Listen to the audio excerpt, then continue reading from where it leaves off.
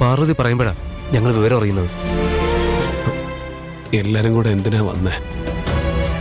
നിങ്ങൾ ആരും ഇല്ലെങ്കിൽ ഗാർമെന്റ്സിലെ ജോലി നടക്കില്ലല്ലോ.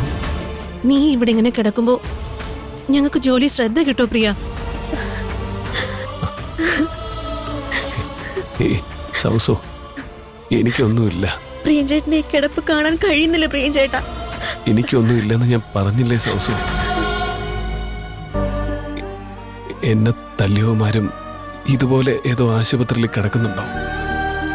ഞാനും നന്നായിട്ട് കൊടുത്തിട്ടുണ്ട്. പ്രിയനെ ആരൊക്കെയോ ചേർന്ന് തല്ലി. പ്രിയൻ ആശുപത്രിയിലാണെന്ന് മാത്രമേ പാറു പറഞ്ഞുള്ളൂ. കൂടുതലൊന്നും പറയാൻ അവൾക്ക് കഴിഞ്ഞില്ല. അവളുടെ മുന്നിലിട്ടല്ലേ അവരെ പ്രിയനെ തല്ലിയത്. അതിന്റെ ഷോക്കിലാ അവള് അവിടെ കരഞ്ഞോണ്ടിരിക്കുക. പ്രിയൻ എന്തെങ്കിലും കഴിച്ചോ? ഇല്ല നിശ്ചയിച്ച്, ഞാൻ ഇപ്പോഴാ കണ്ണു തുറന്നത്. ഞാൻ ക്യാൻറ്റീനിൽ പോയി എന്തെങ്കിലും വാങ്ങിച്ചോണ്ട് വരാം. വേണ്ട നിശ്ചയിച്ച്, എനിക്ക് കഴിക്കാനൊന്നും തോന്നുന്നില്ല. എന്നാ ആപ്പിളോ ഓറഞ്ച് ജ്യൂസോ വാങ്ങിച്ചോണ്ട് വരാം. ഉഷേ വാ.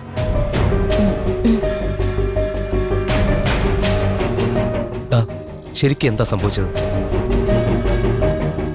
ഞാനും പാറുവും ബൈക്കിൽ വരുമ്പോ കുറച്ചു പേര് ഞങ്ങളെ അറ്റാക്ക് ചെയ്തു. പക്ഷെ എന്നെ അടിച്ചത് അവരല്ല. പിന്നെ മുഖം മറച്ചൊരാള് വന്നു. അയാളെ എന്നെ അടിച്ചത്. പിന്നെ നിന്ന് അടിച്ചത് ഇരുമ്പ് വടിയുണ്ട്.